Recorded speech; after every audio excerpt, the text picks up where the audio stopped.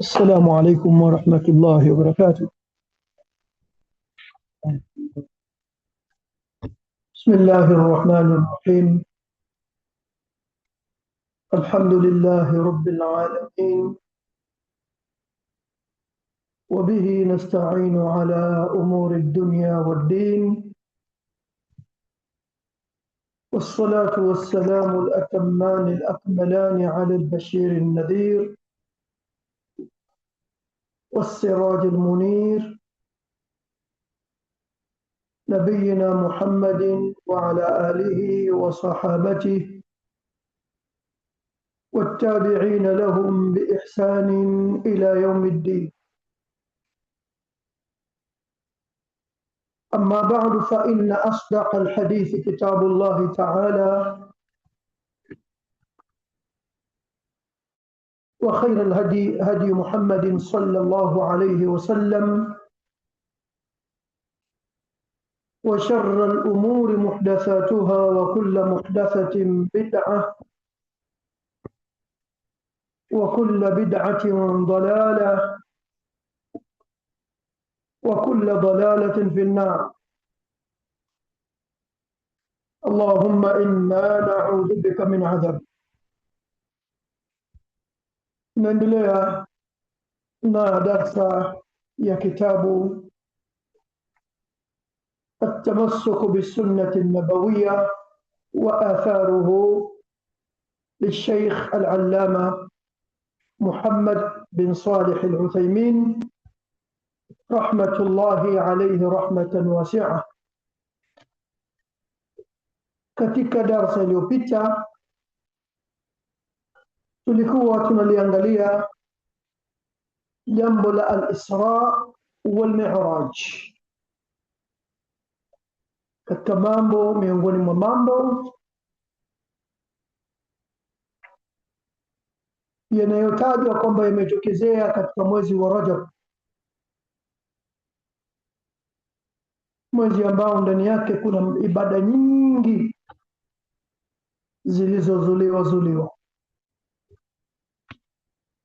Na Sheikh rahmatullahi alayhi rahmatan wasi'a, asili ya kutaja mambo haya ya Rajab na kutaja tukio la Isra wal Mi'raj ni kwamba alikuwa akitoa muhadhara wake huo at-tamassuku bisunnati an-nabawiyya wa atharuhu, lakini ilikuwa ndani ya mwezi wa Rajab. Kwa hiyo akaona ni mnasaba kuzungumzia yale ambayo yanapatikana au yanafanywa katika mwezi wa Rajab, ambayo watu wakiadhania kuwa ni ibada na kumbe sio ibada. Miongoni mwa hayo ikawa amezungumzia suala la al-Isra wal Mi'raj, na akaligawa suala hili katika pande mbili. Sehemu ya mwanzo kama tulivyoona katika upande wa kihistoria, akasema tuliangalia swala hili min nahiyati, kusema kwamba ni ibada, hapana budi tuliangalia min nahiyati ta'abbudiyya, min nahiyati at-tarikhiyya kwanza, katika upande wa kihistoria. Hilo ndilo ambalo tukawa tumeishi nalo katika darsa iliyopita nyuma. Tukaona kwamba kuna aqwali nyingi miongoni mwa aqwali za ahlul ilm kuhusiana lini ilikuwa Rajab, Mi'raj, al-Isra wal Mi'raj. Tukaona kwamba kauli zimekuwa nyingi. Wapo waliosema ilikuwa katika Rabiul Awwal, na wako waliosema ilikuwa katika mwezi wa Ramadhan, na wako waliosema ilikuwa katika mwezi wa Rajab. Almuradi, kauli katika hizo zimekuwa nyingi. Wako waliosema kabla ya mtume kuhama kwa mwaka mmoja nyuma, wako waliosema kwa miezi kadhaa, wako waliosema kwa mwaka na miezi 6, mwaka na miezi 3. Almuradi, hakuna kauli ya kukata kwamba safari ya al-Isra wal Mi'raj ilikuwa katika tarehe fulani. Jambo la pili, katika jambo hili la al-Isra wal Mi'raj ilikuwa ni katika upande wa kiibada. Akasema Sheikh rahmatullahi alayhi, amma al-amru ath-thani, amma jambo la pili, wa huwa ittikhadhu laylatihi 'idan yuhtafalu fiha. Jambo la pili kuhusiana na jambo la Mi'raj, akasema wa huwa ittikhadhu laylatihi 'idan, ni kule kufanya usiku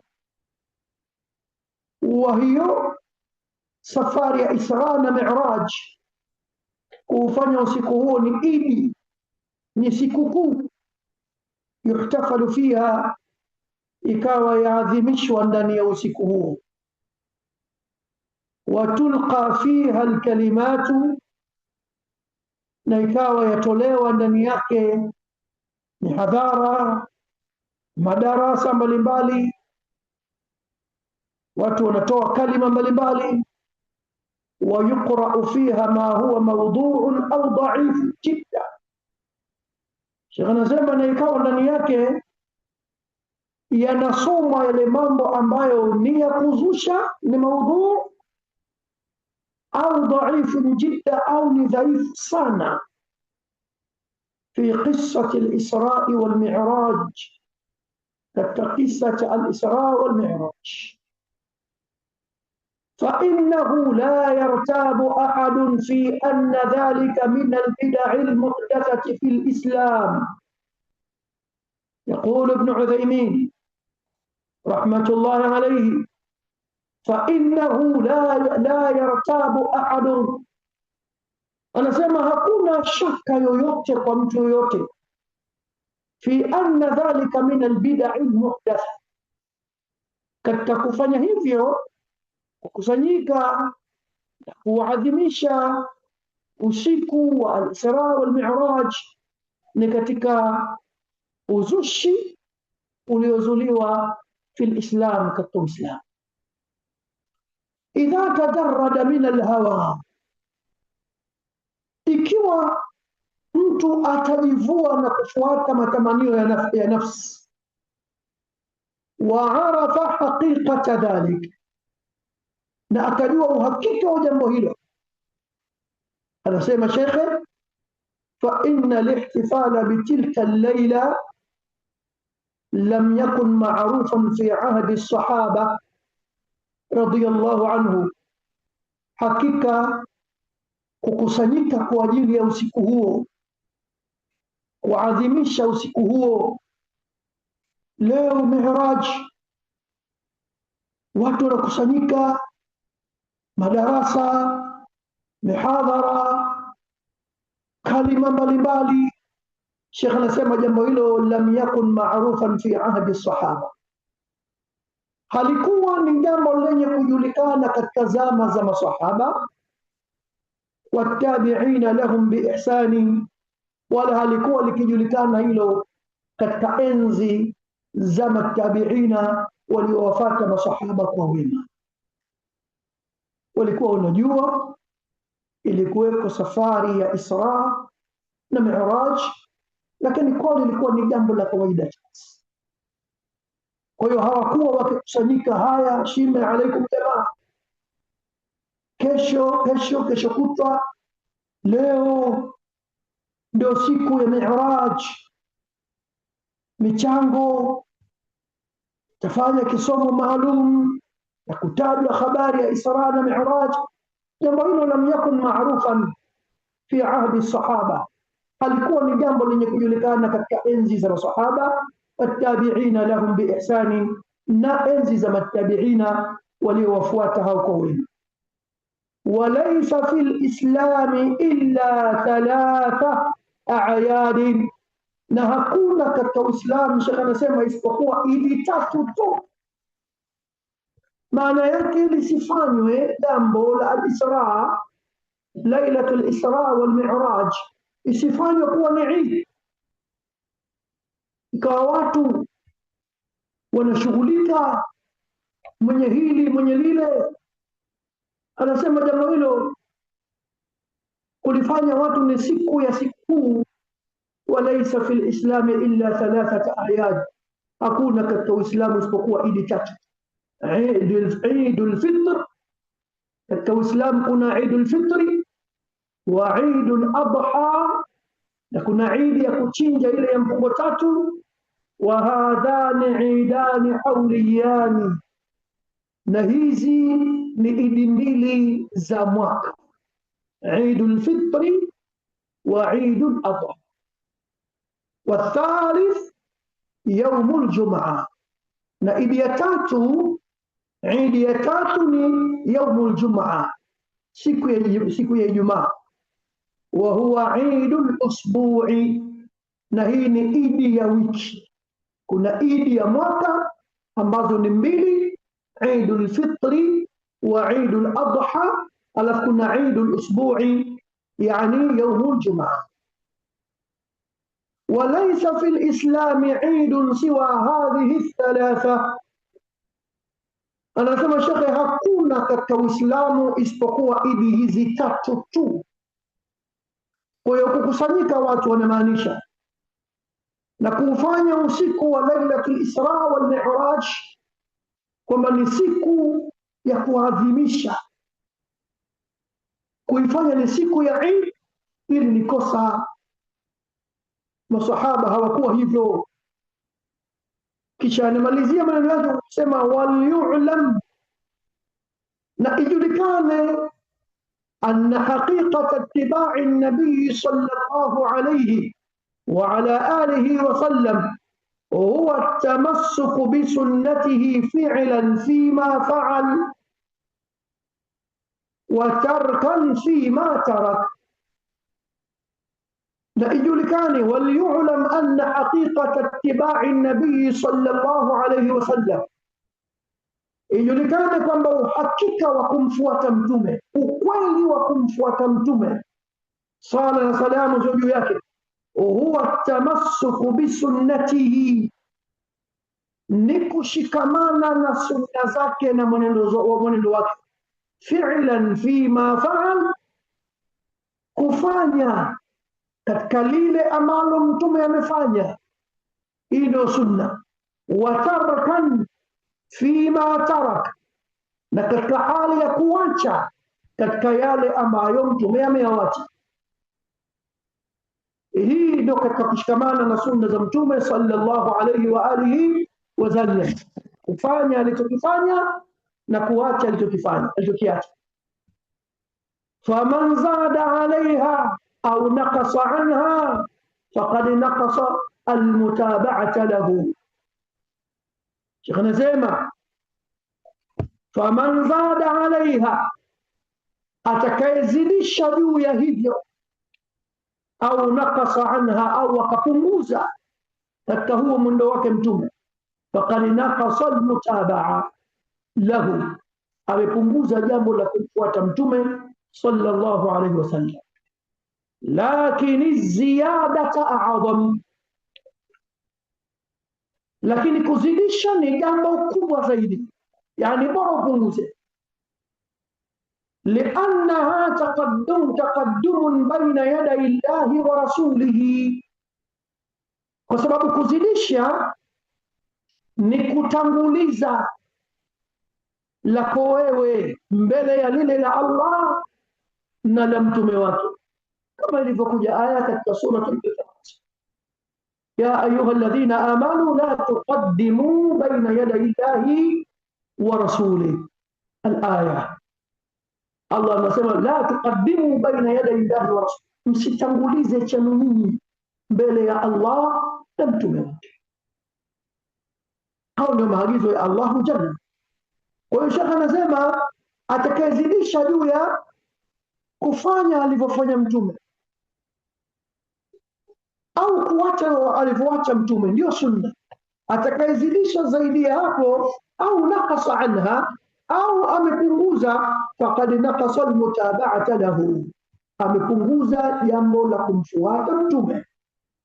Lakini ziyadata a'zam, lakini kuzidisha ni kubwa zaidi kuliko kupunguza. Kwa nini kubwa?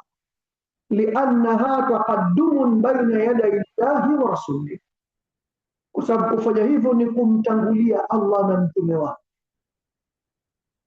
Watastalzimu lawazima la yartabu aqilun fadlan an mu'minin fi annaha min a'zami at-tawab. Anasema na kufanya hivyo unalazimisha mambo ya lazima ambayo hafanyi shaka mtu mwenye akili tu wa kawaida, waachilia mbali muumini, kwamba kule kuzidisha ni kumtangulia Allah na mtume wake. Hafanyi shaka jambo hilo la lazimisha mambo yenye kulazimu, ya kwamba hafanyi shaka mtu mwenye akili za kawaida tu, waachilia mbali muumini mwenye elimu yake, fi annaha min a'zami tawab, kwamba kule kuzidisha ni katika moja ya mabalaa makubwa, ni kubwa ya mabalaa. Wakafa bilmu'mini kamalan, na yatosha kabisa kwa mu'min kuwa ni ukamilifu, an yataabada lillahi ta'ala, kumwabudu Allahu ta'ala, bima shara'ahu ala lisani rasulihi sallallahu alayhi wa ala alihi wa sallam. Yatosha kwa mu'min kuwa ni ukamilifu kumwabudu Allah ta'ala bima shara'ahu ala lisani rasulihi, kwa yale mambo ambayo Allah ameyawekea sheria kwa kupitia ulimi wa mtume wake.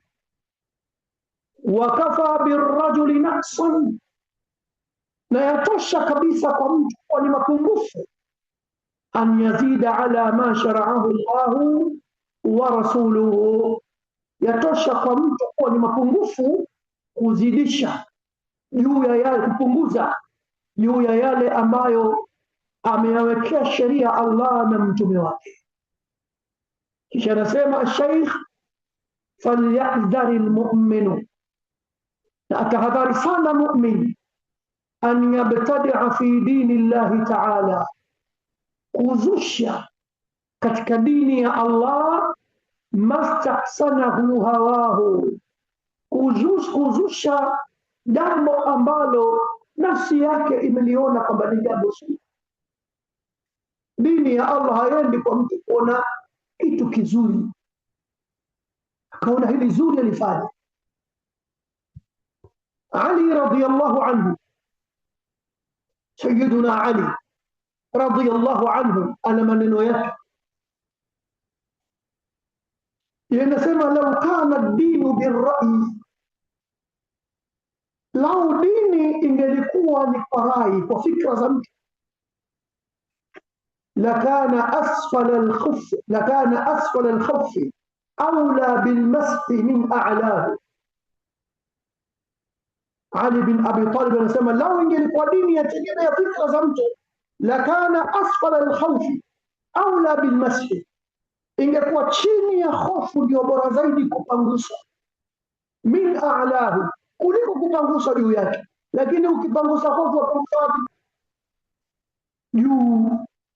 Sasa ukujuu ndio kuliko kanyaga chini la. Walakinni ra'aytu Rasulullah sallallahu alayhi wasallam yamsahu a'la khuffayhi au kama qala, lakini sasa mimi nimemuona mtume akipangusa juu ya hofu zake. Maana yake nini maneno ya Ali bin Abi Talib? Tupaswa tumfuate mtume sallallahu alayhi wasallam. Kama ingelikuwa dini itegemea fikra na rai za mtu, basi yeye Ali ana fikra zake, bora kupaka chini ya hofu na kukanyaga kuliko kujua. Lakini nimemuona mtume akifanya hivyo. Hakadha Umar radiyallahu anhu, hivyo Umar radiyallahu anhu, siku alipokwenda kufanya hija, akaingia Baitullah al-Haram, akaliambia Hajarul Aswad, innaka hajarun la tadurru wala tanfa, lile hajarul aswad, ukitaka kufanya ibada ya hija unalibusu au unaliashiria. Umar radhiallahu anhu aliliambia, innaka hajarun, wewe ni jiwe tu, la tadhuru wala tanfau, hudhuru kitu wala hunufaishi kitu. walaula anni raaitu rasulallahi sallallahu alayhi wasallam yuqabbiluka ma qabbaltuka, na lau kama mimi nisingelimuona mtume akikubusu jiwe wewe, mimi nisingelikubusu. Maana yake nini? Kwamba anamfuata mtume sallallahu alayhi wasallam, kwa mtume kabusu na yeye ndo anabusu. Hivyo ndivyo ilivyo, kama Sheikh alivyosema, mwenendo wa mtume ni kumfuata mtume katika aliyofanya na kuacha katika aliyoyawacha. Hiyo ndio sunna ya mtume sallallahu alayhi wa ala alihi wasallam. Unarejea tena masema, falyahdhari almu'min, atahadhari mu'min, an yabtadi'a fi dini llahi ta'ala, atahadhari mtu kuzua katika dini ya Allahu ta'ala, mastahsanahu hawahu, kuzua akaleta katika dini lile jambo ambalo matamanio yake imeliona kama ni jambo zuri. Fa inna an-nabiy sallallahu alayhi wa alihi wa sallam kana yuhadhiru min dhalik. Anasema Sheikh, hakika mtume sala na salamu juu yake alikuwa anatahadharisha na jambo hilo la kuzua. ويعلنه في خطب الجمعة, na mtume akilitangaza hilo katika khutba za Ijumaa. Anapopanda katika khutba za Ijumaa, yakulu, mtume anasema, amma ba'du, amma baada ya huo, fa inna khayra alhadithi kitabullah. Mtume akisema hakika bora ya mazungumzo kitabu cha Allah, wa khayra alhadi hadi Muhammadin sallallahu alayhi wasallam, na bora ya muongozo ni muongozo wa Muhammad. Haya maneno kila Ijumaa anayarudia,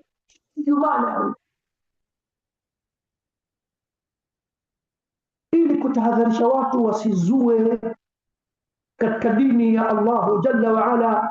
Kisha akisema, wa sharra al-umuri muhdathatuha, na shari ya mambo ni yale yenye kuzuliwa.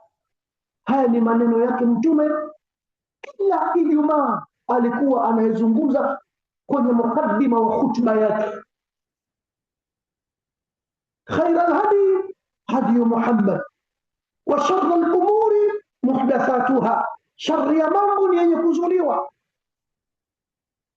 Wa kulla bid'atin dalala, na akisema kila bid'a ni upotevu. Haya ni maneno yake. Hakadha fi sahihi Muslim, imekuja hivi katika sahihi Muslim.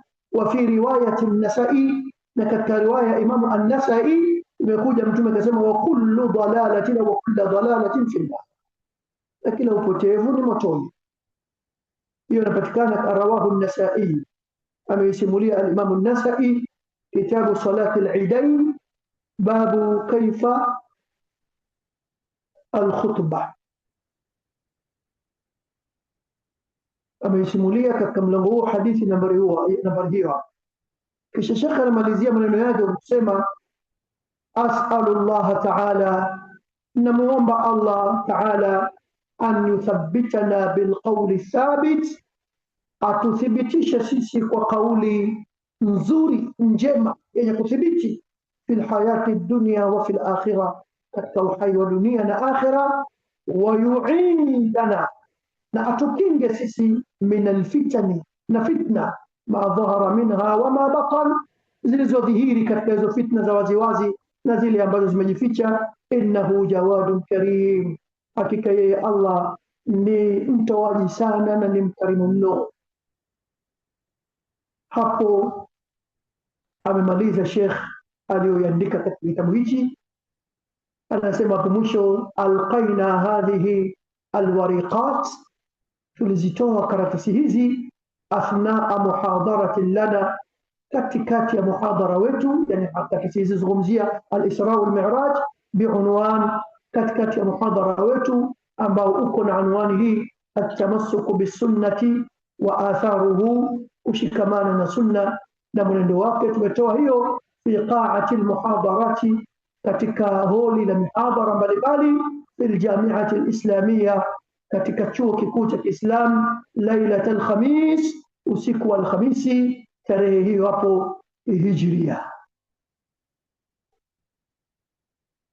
Wa rubbama zidna au naqasna athna al-ilqa'i, mtu anasema na huenda pengine tukasidisha au tumepunguza katikati ya kutoa huu muhadhara. Maneno hayo sema qalahu katibuhu, ameyasema msemaji wake Muhammad bin Salih al-Uthaymeen. Na hadi kufikia hapa risala yetu hii itakuwa tumeikamilisha, walillahi alhamdu wal minna. Kilichobaki huko mbele sasa ni maswali tu mbalimbali tofauti. Kwa hiyo hadi kufikia hapo risala yake Sheikh imekamilika, na sisi walillahi alhamdu wal minna nahmadullah ala ni'amihi alaina. أكملنا هذه الرسالة ولله الحمد والمنة. نسأل الله جل وعلا أن يوفقنا لما يحبه ويرضى. نعم، كنا سؤال أو زيادة؟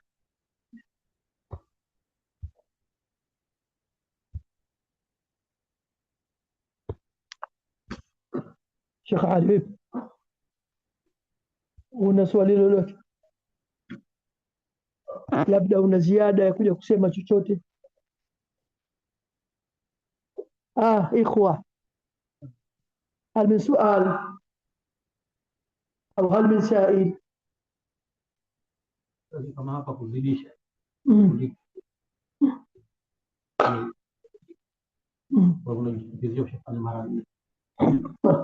الله المستعان. طيب، tuchukue hadhar sana, hasa katika mambo hayo. Katika mambo yote ya dini haitakikani kuzidisha. Alwudhu ni mara tatu, katika sehemu za mara tatu mtu afanye mara tatu, na sehemu ya mara moja mtu anafanya mara moja. Wazi, na asizidishe mara moja. Watu walimuona Abu Huraira radhiyallahu anhu, miongoni mwa sahaba waliosimulia hadithi nyingi, yeye ndo nambari moja. Wako wangapi waliosimulia hadithi nyingi? 7. والمكثرون في رواية الأثر أبو هريرة يليه بن عمان وأنس وبحر كالخضري وجابر وزوجة النبي وقسامة. واضح؟ au ndio walipokea hadithi nyingi. Kwa hiyo wa kwanza wao ni Abu Huraira radhiallahu anhu. Siku moja alikutwa naye anatia udhu, badala ya kufikisha hapa ikafikisha mpaka huko. Alafu tena masahaba wenzake wakaanza, nini Abu Huraira? Ndio mpo hapa nyinyi? Kisha akatoa kwamba nimemsikia mtume akisema umma wangu utakuja يوم القيامة ghurran muhajjalina. Sawa? Kwa yule ambaye anapenda anutila ghurratahu falyafal, anayependa kurefusha viungo vyake na afanye hivyo. Kwa hiyo akampinga masahaba wakampinga. Na sahaba anaposimulia hadithi na kitendo chake kile kinyume na hadithi, inachukuliwa ile kauli ya mtume, kile chake anaachiwa. Wazi? Kwa hiyo dakika mara tatu tunaona hadhara. Nadhani tulisoma humu katika kitabu, kuna mtu anatia udhu lakini yataasa bin nabii sallallahu alayhi wa alihi wasallam, mwingine yatawadda lakini wa huwa fi ghafla. Yupi ambaye anakuwa yuko makini zaidi? Kwa hiyo tukitia udhu tuwe katika hali ya umakini, tusizidishe. Wallahu a'lam. Naam, mwenye swali mwingine? Kama swali ile imamu hajanyanyuka Kwa hivyo unaweza ukaprolog endelee.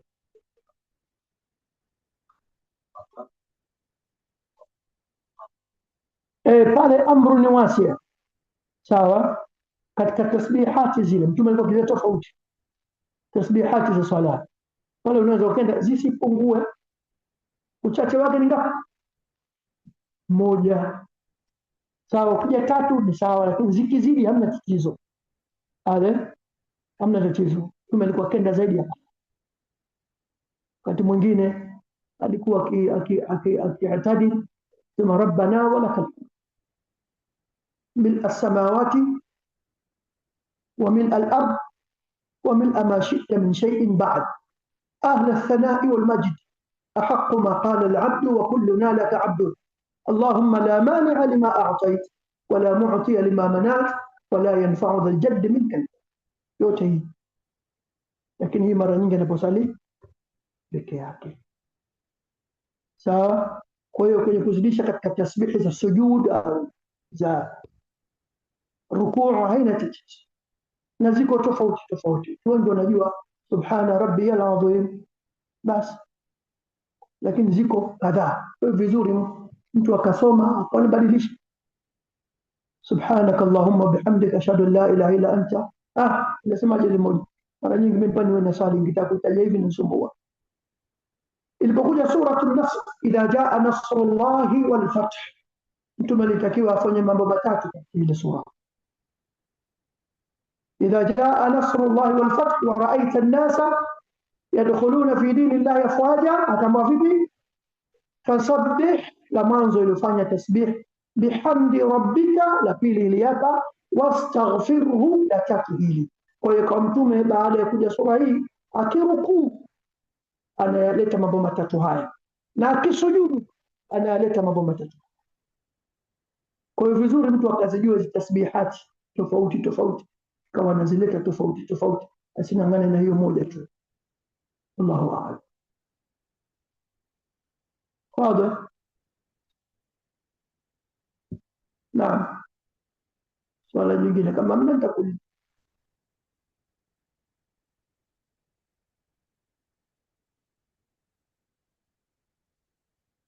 hamna.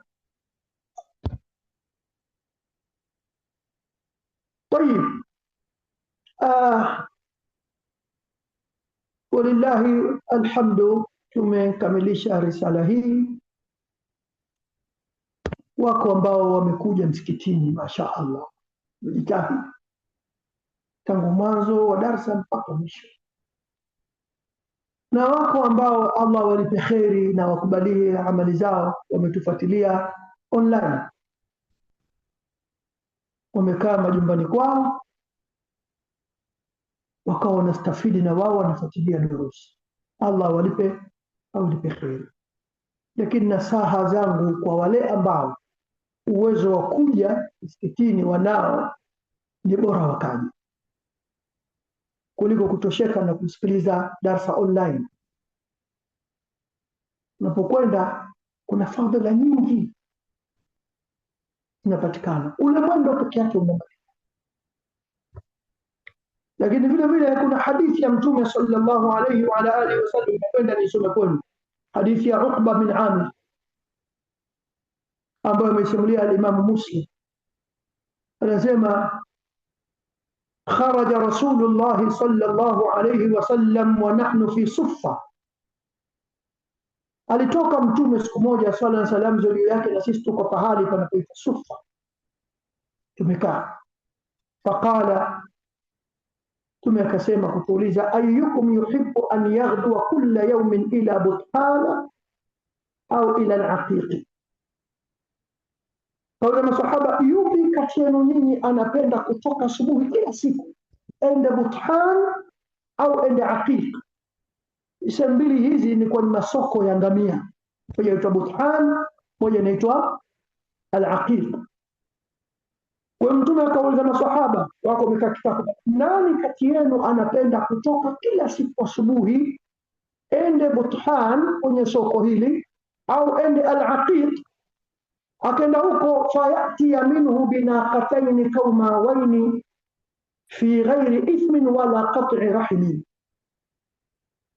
aje kutoka huko na ngamia wawili walionona, apate ngamia zake hao fi ghairi ismin, basi na kufanya dhambi yoyote, wala qat'i rahimin, wala kuwakata jamaa. Hili nalo ni moja kubwa ambalo kosa watu wanalifanya, kukata mtu jamaa zake. Anamkata kabisa, hata kumsalimia hamna, hata akisalimiwa hataki, pengine wamegombana kidogo tu. Ni kosa kubwa sana katika dini, dhambi kubwa. Kumkata mtu ndugu yake, mama yake, babu yake, bibi yake, mjomba, jamaa yake, kumkata ni kosa kubwa. Makosa haya sisi tunayafanya sana tunapokuja hapa. Unahisi wewe wakati wote utaombwa. Tayeb. Kwa hiyo Mtume akamwambia, nani anapenda kwenda Buthan au enda al-Aqiq, na akirudi aje na ngamia wawili. Ngamia wawili kauma waini, wazuri walionenepa vizuri. Wakati huo ikumbukwe, ngamia ndio kitu cha thamani kikubwa katika uchumi wao. Hawajawa na magari enzi hizo, kipando chao kikubwa ni punda, farasi na ngamia. Lakini ukiwa na ngamia barabara, na ukipata ngamia mwekundu ndio ndio kama maki zao za magari hizo. Sasa hizi siku hizo sio siku hizi tunashindana kwa nini? Nyeupe na nini? Nishazoea kule nyumbani tuna V8 sijui V8 sijui nini. Nyeupe na nini? Na Lamborghini au sio? Ferrari au sio? Sasa wao Ferrari zao na Lamborghini yao yalikuwa ni hayo ngamia. Sawa, ukimpata mwekundu wewe ndio una nini? Mefahamika. Kwa hiyo Mtume akamwambia, nani anapenda Buthan au enda Aqiq, halafu akirudi huko pasi na kufanya madhambi wala kukata jamaa, arudi na ngamia wawili walionenepa vizuri. Fakulna, Mtume alipouliza hivi, wakajibu wasema, tukasema kumwambia Mtume, ya Rasulullah, ewe Mtume wa Allah, nuhibbu dhalik, tupenda hivyo. Nani asopenda? Nasemaje wewe? Yaani kwa mfano wa leo uambiwe nani anapenda kutoka hapa ende pale fulani, ukirudi huko unapata ndio hii msema naita yeye Lamborghini au sio? Au Ferrari mawili, napata Lamborghini mbili au Ferrari mbili, min ghairi ithmin wala qat'i rahim. Ukenda wewe asubuhi ukirudi mbili, kesho ukenda asubuhi ukirudi. Baba Mtume akasema, anyadua kulla yaumi, kutoka kila siku unakwenda ukirudi mbili, unakwenda ukirudi mbili. Sasa Mtume anamwambia, nani anapenda ende Buthan au ende al-Aqiq, akirudi na ngamia wawili walionona vizuri, min ghairi ismin wala qat'i rahimi. Nani anapenda? Hakuna hata mmoja aliyokataa. Masahaba wote wakasema, ya Rasulullah, nuhibbu dhalik, tulipenda hilo. Qala, Mtume akasema, afala yaghdu ahadukum ila almasjidi. Ashahid ni hapa, afala yaghdu ahadukum ila almasjidi, basi kwa nini hatoki mmoja wenu ninyi akaenda msikitini? Ili hatoki mmoja wenu ninyi akaenda msikitini, fayalam, akajifundisha, au yaqra ayataini, au akasoma aya mbili, min kitabillahi azza wa jalla, kwenye kitabu cha Allah azza wa jalla. Akazisome wapi?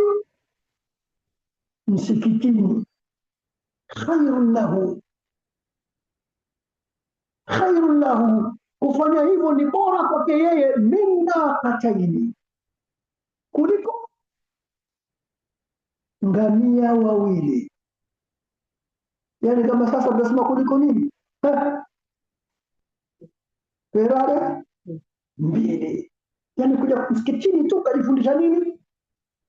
Aya mbili, ni kuliko wewe kupewa ujira wako unaopata mbele ya Allah subhanahu wa ta'ala. ni kuliko kupewa hizo Lamborghini 2 au Ferrari 2, kuliko ngamia wawili. Aya 2 tu unakwenda kujifunza wapi?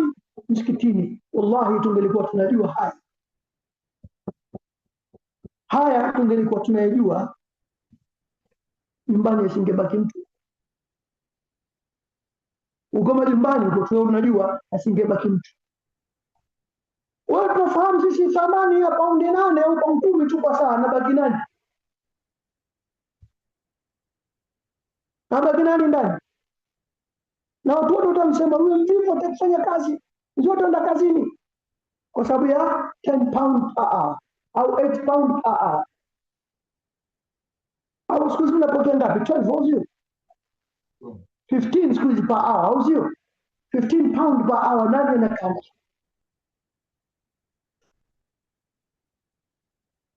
Kusoma kote huko mpaka afike university anatafuta nini? Shahara mkubwa. Sasa Mtume anasema kwenda kujifundisha aya 2 msikitini, wama yantiqu anil hawa, kwenda kujifundisha aya 2, lakini ukajifundisha wapi? Msikitini. Anayefanya hivyo khairun lahu naqataini, ni bora kwake yeye kuliko ngamia wawili, kuliko ngamia wawili. Sawa? Wayaqra ayatayn min kitabillah azza wa jalla khairun lahu min naqatayn wa thalathun, na aya 3 kama atajifundisha mtu aya 3 khairun lahu min thalathin, ni bora kwake yeye kuliko ngamia 3. Wa arba'un khairun lahu min arba'in, na ukifundisha aya 4 ni bora kwake mtu huyo kuliko ngamia 4. Kisha akamalizia wa min a'dadihinna min al-ibil, na kwa idadi ya hizo aya, yani kama utajifundisha aya 10 hapa wewe ni kuliko ngamia 10. Kama utajifundisha aya wewe 20 hapa ni kuliko ngamia 20. Lakini hujifundisha wapi? Msikitini. Unafahamika? Yani nani anawacha thamani hizi? Hawachi isipokuwa asiyejua thamani. Kwa hiyo na wanasihi ndugu zangu walioko online, najua wakati mwingine unarudi kazini umechoka, hayo najua, lakini unaona nisikose kabisa, bora nisikilize online. Tunawaombea dua na Allah walipe kheri, sawa. Lakini kama unamudu kuja msikitini una fadhila kubwa zaidi. Na nakumbuka hadithi nyingine, kuna hadithi nyingine ya Anas inayozungumzia watu kusanyika msikitini wakasoma aya, wakasoma katika kitabu cha Suleiman, وما اجتمع قوم في بيت من بيوت الله. سعد بارك الله فيك. يجوز حديث أنس ما اجتمع قوم في بيت من بيوت الله، hawajapata kukusanyika watu fi baitin min buyutillah, katika nyumba miongoni mwa nyumba za Allah. Aywa, fi baitin min buyutillah yatluna kitab Allah, wamekusanyika wanafanya nini? Wanasoma kitabu cha Allah. Wayatadarasunahu fima bainahum, na wanasomeshana kati yao. Illa nazalat alaihim sakina, jambo la mwanzo sakina inawashukia, tulivu. Halafu wahafathum almalaika, ile ambayo sema al-akh barakallahu fik wa iyyak, sawa. Malaika wanaozunguka. Halafu kubwa kuliko yote haya, wadhakarahumullahu fi man indahu, ili ndio kubwa kuliko yote. Wadhakarahumullahu fi man indahu, Allah anawataja wale waliokaa msikitini wasoma kitabu cha Allah wajifundisha msikitini, Allah anawataja fi man indahu, kwa vile viumbe alivyo navyo. Fahari iwe, yani fahari iliyoje, yani uzuri ulioje wewe kutajwa na Allah mbele ya malaika. Yani Allah anataja msikitini, leo yuko fulani anajifundisha na fulani yupo na fulani, unatajwa mbele ya malaika. Mtajaji ni Allah subhanahu. Kuna jambo kubwa kuliko hili. Nani litamweka? Mpira tu ndio kuzuia football, television ndio kuzuia nyumbani? La,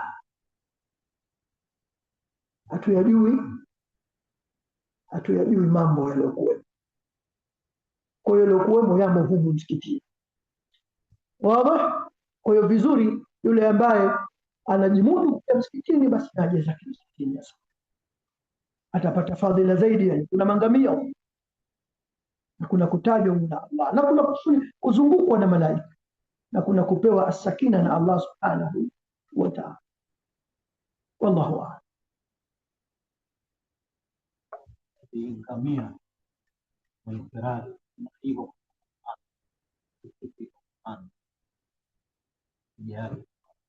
kwa kujifundisha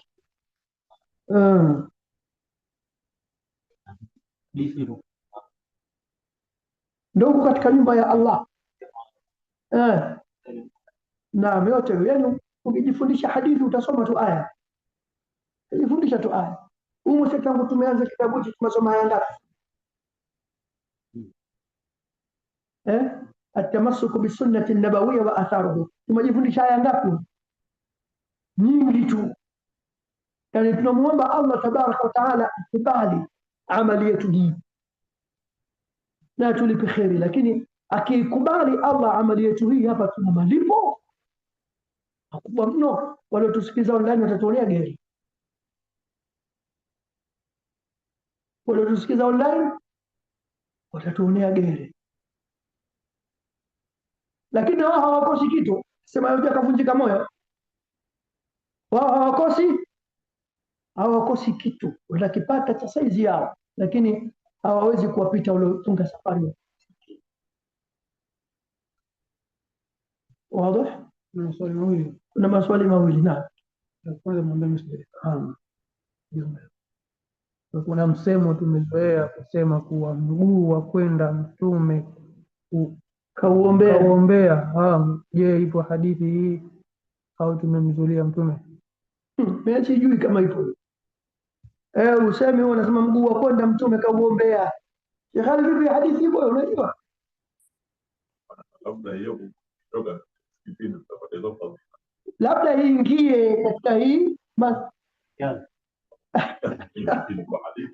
lakini kwa hadithi iliyosema wazi wazi, lakini hawakusudi kutoka kwenda msikitini, au kusudi kutoka kwenda msikitini, ile kutoka sawa. Labda wazee wenyewe walikuwa wana, pengine hadithi ipo, sijui mie sawa, lakini mie sijui kama ipo hadithi hiyo. Kama kuingia mtume kauombea mguu wa kutoka, itaingia yani umuman, sawa, itaingia ile kiujumla. Kwa mfano kama hadithi tulioitoka, kuna nini, kuna vitu mtume kavitaja ni kama maombi hivi, au sio? Kwa anayetoka kwenda zake kujifundisha aya, wewe unaweza ikaingia kama hivyo, lakini ile hadithi specific kama imesema hivyo, mimi sijui kama ipo. Wallahu a'lam. Swali la pili nasema msikitini kwa wanaume tu au wanawake pia? Hata wanawake pia, hata wanawake pia, ila kilicho bora kwa wanawake ni kusali nyumbani kwao, majumbani kwao. Lakini kama wataamua wanawake kutoka majumbani kwao kuja msikitini, mtume anawaagiza wenye wake zao wanaume, la tamna'u ima Allahi masajid, msiwazuie wajakazi wa Allah na misikiti. Hilo ndio agizo la mtume. Kwa hiyo akitaka mwanamke kuna msikitini, mtume kaagiza asizuiwe na aende, lakini aula kwa mwanamke ni kusali fi baitiha, nyumbani kwake. Naam, kwa kujifunza. Mwanamke akija, haya magamia nayo nia tu iwe nzuri, lakini mangamia hayo yaliyotajwa yote na yeye yupo.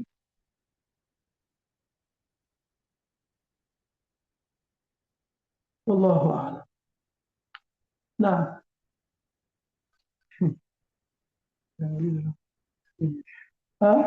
Unasema na wanawake wanataka sababu za mshahara Waje, siko nafasi wanawake kule, waje kama watakuja kuja kupata mangamia haya, waje sawa, lakini wajihifadhi kama inavyotakiwa sheria. Wasitoke hapa na mapiko yako waziwazi huko na marangi ya mdomo na kwenda msikitini, kule kusikiliza wanazungumza, au wakifika kule kwa tena ni porojo, hawendi kufunza hicho kilichozungumzwa hapa, kama wakija sawa. Kwa hiyo waje wakae wasome, masha Allah, kwa sababu kauli hiyo ni yote wanaume nao, na wapo kidogo nasikia huko. Allah walipe kheri, Allah atakabalie bana. Kama mpo huko mmepata, Allah wahifadhi. Nia tu ziwe nzuri basi, na tumwombeni Allah tukubalie, lakini ilikuwa tunafanya kwa ikhlasi na kweli, basi wallahi tuna malipo makubwa mno. Kwa hiyo msijisikie unyonge bure kwa kujua na mko wachache. Wangejua hao wengine utakuwa nini gere. Wallahu a'lam. Tari adhana usi bado dakika mbili.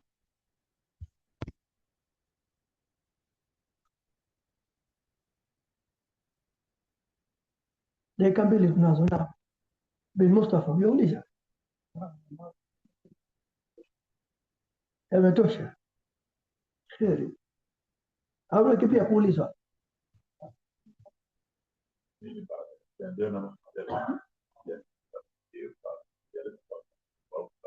Haya maswali ya humu naishi tusiendelee nayo, kwa sababu ni maswali tofauti. Yangelikuwa maswali ambayo yanatokana na maudhui hii tu, basi tungelienda nayo tukapata, lakini maswali tofauti.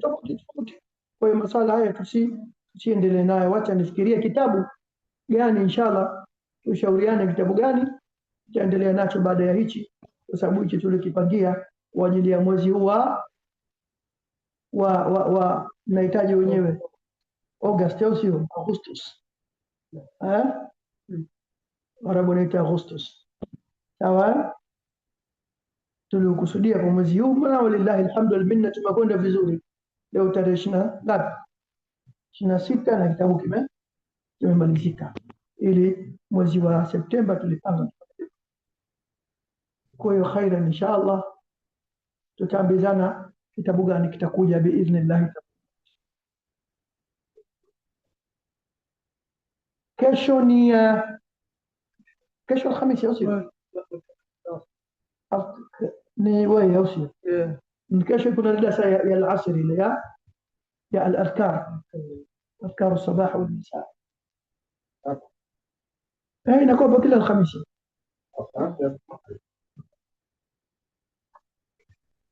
Kila Alhamisi ni katika mambo ambayo pia watu tumeghafilika nayo. Wallah, tunajiingilia sasa, tunaingia tu majumbani, ingia unatoka, ingia chooni unatoka, ingia, hatuna adhkar zozote. Unapanda gari unashuka, umekumbuka labda wakati wa kula bismillah, ifika wakati wa kulala unalala, unaangalia TV mpaka unalala hapo, TV mpaka chumbani, sikiliza muziki mpaka unalala hapo. Lakini mambo ya kumtaja Allah ni katika haki taqwa. Haki taqwa, moja katika haki taqwa ni kumtaja Allah, an yudhkara fala yunsa. Wallahu a'lam. Naam. الله أكبر الله أكبر الله أكبر الله أكبر الله. أشهد أن لا إله إلا الله أشهد أن لا إله إلا الله أشهد أن محمدا رسول الله أشهد أن محمدا رسول الله. حي على الصلاة. حي على الصلاة. حي على الفلاح. حي على الفلاح. الله أكبر الله أكبر.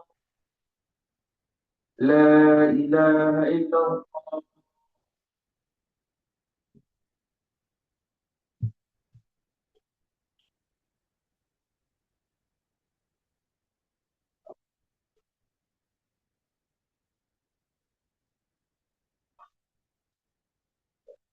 Naam, kama kuna fikra zozote. tuangazie watu kukusudio hizi durusu na kuwahimiza kuja, lakini sitaro Mm.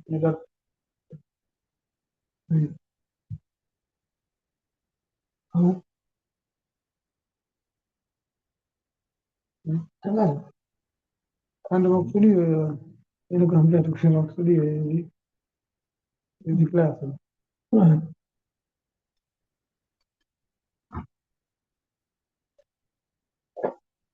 bismillah, tafadhali watangazie watu makusudio hilo, mpaka hilo pia nifanye mimi.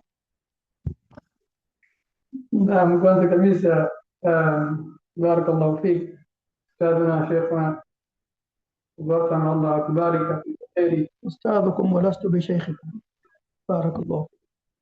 كل شوال katika vikosi. Allahu musta'an. Allah kulipe kheri. Na kwa hiyo kuwakumbusha tu watu kwamba hizi durusu zitaendelea na kwamba lengo ni kuelimika, sio kusikiliza tu. Kwa hiyo makusudio hasa ilikuwa ni watu kuja wakawa na vitabu, ndio maana vitabu vimenunuliwa, yani watu waje darasani kama vile wanakuja kusoma, Sio kama kusoma, wanakuja kusoma. Anakuja mtu na kitabu, ana notebook yake, ana make notes sehemu ambayo labda hakutolewa maelezo zaidi kwenye kitabu, shakaelezea yeye ana make notes, yani kuja kujifunza, kujiboresha katika kufahamu dini yetu, kwa sababu kama tunavyoona hali hasa sisi ambao tunaishi katika nchi hizi, tunaziona challenge zilizokuwa nazo, tunaona challenge walikuwa nazo kwetu. Kwa hiyo sisi wenyewe kama hatujihimiza tukaipa muhimu kusoma dini yetu, yani vipi tutajifunza sisi wenyewe na kuwatengeneza watoto wetu na huu mustakbal unaokuja. Kwa hiyo yani kujitahidi kila mmoja kati yetu akiweka nia kwamba tunakuja kwa ajili ya kujifunza, na Allah subhanahu wa ta'ala hatupoteza jitihada zenu insha Allah. Hiyo darasa zitaendelea kama ambavyo timetable ilivyo, na kuanzia Septemba timetable itakuwa ni tofauti kutokana na kubadilika kwa ratiba. Kwa hiyo kuanzia Septemba darasa insha Allah tutatoa matangazo kwa watoto pia. Kwa hiyo watoto, kusudi yetu ni kwamba watoto wasome, watu wazima wasome. Kama kuna walimu hapa kwa na wao, na tunajaribu kuwekea darasa zao wasome.